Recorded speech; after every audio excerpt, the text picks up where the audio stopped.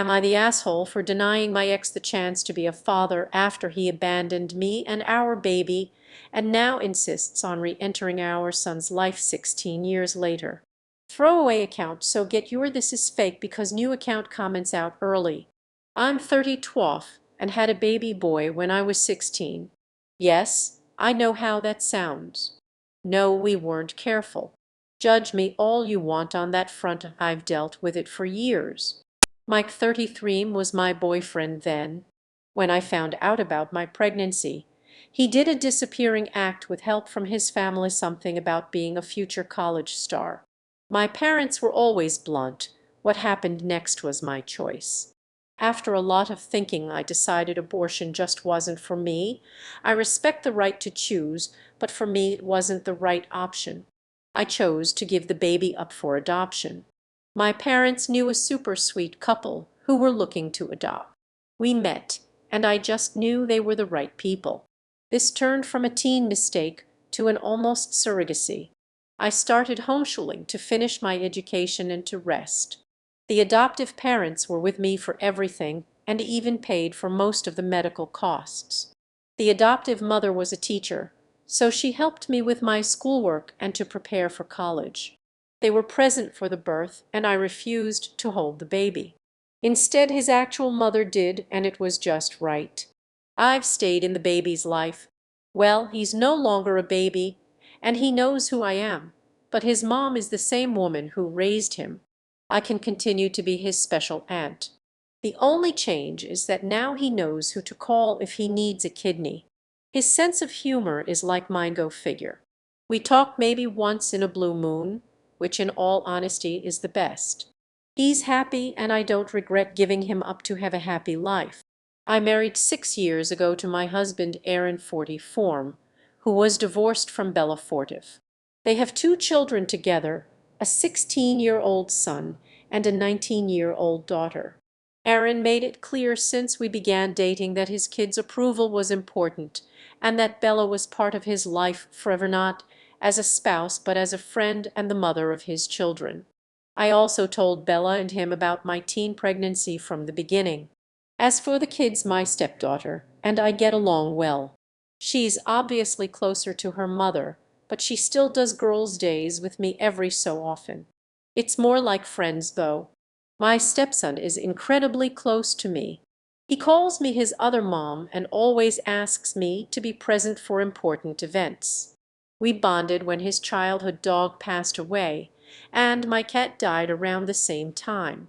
Bella and I are best friends. I know people have complicated relationships with their partner's exes, but we always show respect to each other. I never tried to take her place. I know Erin, and she shared something special long before I was in the picture. That's their history, and I'm a stepmom, not a mom. Her place in the kid's life is not up for competition. The reason for this background is that the whole mess with Mike started when I took my stepson to a medical appointment. It wasn't serious, though he did have to use anesthesia. Aaron and Bella both couldn't get the day off. They tried, but their jobs are on call, and they cannot easily take time off. So I went on my own to be my stepson's support. I didn't recognize Mike as one of the doctors. His real name, both first and last, are incredibly common, and it's been years. Not to mention, my priority was being my stepson's support, and everything else was secondary. After my stepson was done, he was a bit out of it, as expected. I was setting him up in the car and making sure he was comfortable when Mike came over.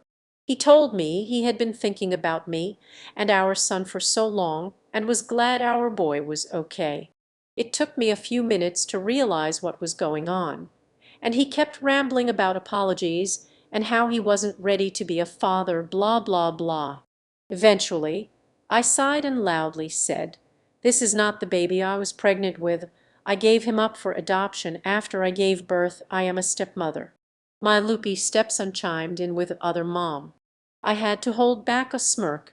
Mike was stunned by that, and it gave me time to catch him up on the important details. I gave up the baby. He knows what happened and why I gave him up. I married a man with 2 children. I am happy and don't want him in my life. No, I won't give him contact information for the adoptive family. He is 16 years too late." That was the end of it, and I got into my car to take my stepson home to rest. Since then, Mike found me on social media and has been painting this sob story about me denying him a chance to be a father, how I was a poor mother who threw away her child to raise someone else's children. I'm apparently the she-devil. Most of our former classmates who saw the post reminded him that he left me. Some of his high school friends even pointed out that he laughed about leaving me pregnant. I didn't know that part. A few of his relatives have reached out to bash me about taking Mike's chance to be a father, saying it made me a poor Christian. I'm Jewish, by the way. Some friends told me it was wrong to give the baby up without telling Mike. I don't personally think I was in the wrong, but I'll leave it to Reddit to decide. The adoptive parents and biological child have a phone number to contact Mike's parents if they want to. I have no say in that. I just won't give Mike any information on them. Update: it's been 17 days since my last post, and I wasn't planning on updating, but the situation has evolved, and a lot of people have reached out, concerned about how things are going. I decided to take a moment to address the latest developments, so here we go. First, I want to talk about my biological son. A lot of you were worried about what he wanted when it came to Mike. I didn't want to post anything without his permission, so I asked him how he felt and if he was okay with me sharing this part of the story. He said yes, so here's the update. A few days after I told him about Mike's reappearance and where to find him, my son did have a brief conversation with Mike. I won't go into all the details because they're deeply personal, but I'll tell you that the final decision is this: there will be no further contact between them. Mike wasn't willing to be a part of his life unless he had the position of dad, and my son has made it very clear that he doesn't want or need that from Mike. I was proud of him for sticking to his decision. I think it takes a lot of maturity, especially given the circumstances. My son knows that if he ever needs anything medically, like blood or a kidney, I'll always be there for him. But when it comes to Mike, he doesn't see him as a father. He sees him as a stranger, and that's perfectly okay. The situation has been emotionally complicated, but we are working through it. I'm just glad that my son made his decision for himself. As for the relationship we have, I'm continuing to cherish the role of being his special aunt, and he's happy with that too. Now let me get to the situation with Mike.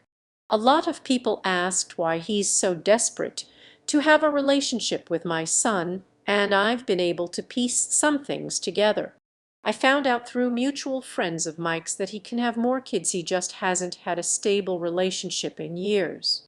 Apparently, Mike has struggled with commitment, and that might explain his sudden desire to reconnect with the son he left behind.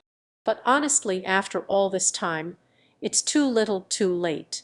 Here's the kicker: I had a meeting with Mike to try and get some things squared away, and I went into it with an open mind. My husband, Aaron, came with me, but he sat at a different table to give me space to talk to Mike. The conversation was an absolute disaster. Mike brought me flowers and chocolate-covered strawberries, my old favorites, but it was clear that he treated it like a date. I immediately shut that down. I introduced my husband to Mike and made it clear that we were very much in love and happy. I told him that I didn't appreciate any attempts at unwanted romance. Then Mike started in on his sob story. He told me how he felt guilty for choosing college over me and our baby, and how he thought maybe we could have been a family. He even had the nerve to ask me if I'd considered divorcing my husband and fighting for custody of our son. At that point, I almost lost it. I laughed in his face. I'll admit I was probably overly cruel, but honestly, years of stress, heartache, and judgmental encounters came rushing back to me. I told Mike that all I saw in him was a coward who ran away when he had to make adult decisions. I reminded him that while I had to face the reality of being pregnant at 16, he got to party and enjoy life.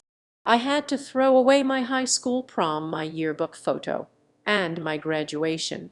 Meanwhile, he got to live his carefree life. It was a moment of pure frustration, but I don't regret it. After I calmed down, I told him that I had a happy life with Aaron. I told him how blessed I was with amazing stepkids, a best friend who's supportive of me being a stepmom, and a biological nephew I adore. I emphasized that despite our history, my son still loves me as his special and rather than hating me for not being part of his life. I also told him that I had no intentions of living in his fantasy world.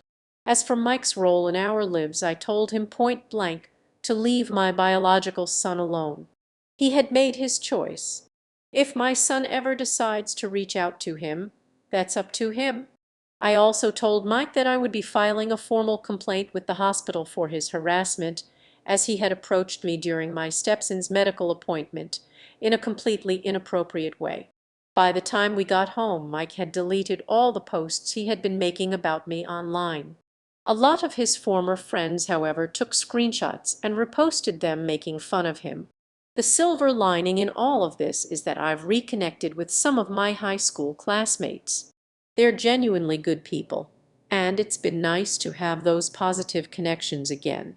It seems like Mike is stuck in his high school mindset, and I'm happy to be away from all that drama. Since then, it's been about 3 days, and there have been no signs of Mike.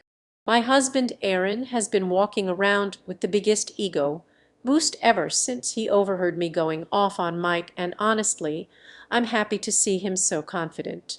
There's mostly good news right now. We're in a much better place emotionally, and we're looking forward to the future. Speaking of the future, Aaron and I are actually excited about the idea of having a baby together. We've talked about it for a while, and we're hoping that one day we'll be able to expand our family. So despite all the drama with Mike, we are looking forward to starting this next chapter in our lives. I appreciate all the kind words of support I've received from so many of you. This situation has been complicated, but it feels like it's finally winding down.